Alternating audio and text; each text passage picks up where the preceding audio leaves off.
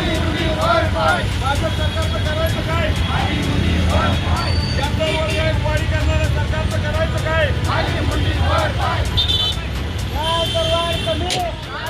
करायचं काय?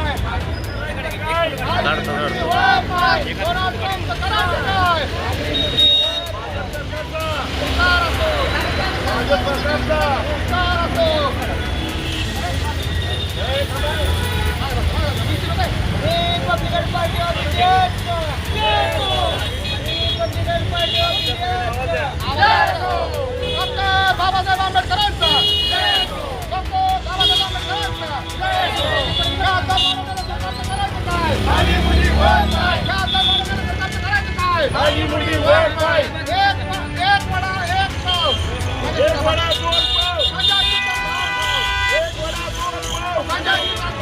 आम्ही या ठिकाणी आमचे महाराष्ट्राचे राज्याचे जिल्हा उपाध्यक्ष माननीय दादासाहेब वाळ यांच्या नेतृत्वाखाली या ठिकाणी भारतासह जगाला युद्धाच्या खाईत लुटणाऱ्या रिपाई ट्रॅम्पचा आणि ॲट्रॉसिटीच्या संदर्भात जो कोण शिवसेनेचा मंत्री संजय शिरसाट त्यांच्या विरोधात आम्ही आज रिपब्लिकन पार्टी ऑफ इंडियाच्या दादासाहेब वाळांच्या नेतृत्वाखाली या ठिकाणी एक छोटंसं आंदोलन केलं.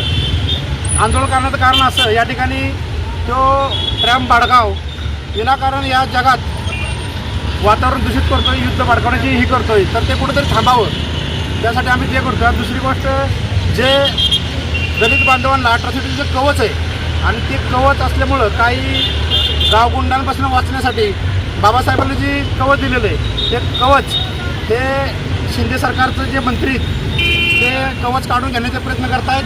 पण हे जे बोललेत हे त्यांना त्यांची जागा दाखवल्याशिवाय आम्ही राहणार नाही आणि त्यांनी बोललेले शब्द जर माघारी घेतले नाहीत किंवा चुकीचे काय बोलले हे केलं नसतं तर आम्ही येणाऱ्या काळात माननीय दीपक भाऊ निकाळजे यांच्या नेतृत्वाखाली दादासाहेबांच्या इशाऱ्यावर त्यांना सातारा जिल्ह्यात तर आम्ही फिरकून देणारच नाही, ही गोष्ट वेगळी, पण तीव्र स्वरूपाचं आंदोलन आम्ही नक्कीच छेडू.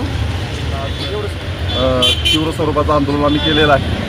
गॅस दरवाढीच्या निषेधार्थ आणि महाराष्ट्र राज्याचे मुख्यमंत्री आणि त्यांच्या पक्षाच्या विचित्रबाई त्या दोघंजण मिळून सांगतात जनतेला की गॅस आमच्याकडे भरपूर शिल्लक आहे, कुठेही रांगा नाही. आज सातारा जिल्ह्यात बघितलं तर महिलांच्या घरी जाऊन बघा किंवा कुठल्याही गॅस एजन्सीमध्ये जाऊन डोळ्यानं बघा, तिथं तुम्हाला महिलांच्या असंख्य रांगा दिसतील. सातारा जिल्ह्यात गॅस पूर्ण मिळत नाही. महाराष्ट्राची स्थिती अवस्था आहे आणि विचित्रबाई आणि जे महाराष्ट्राचे मुख्यमंत्री देवेंद्र फडणवीसजी हे दोघंही खोटं बोलत आहेत. हे भाजप सरकार लबाडांचं सरकार आलेलं आहे आणि जनतेला लुटायचं काम फक्त करत आहेत.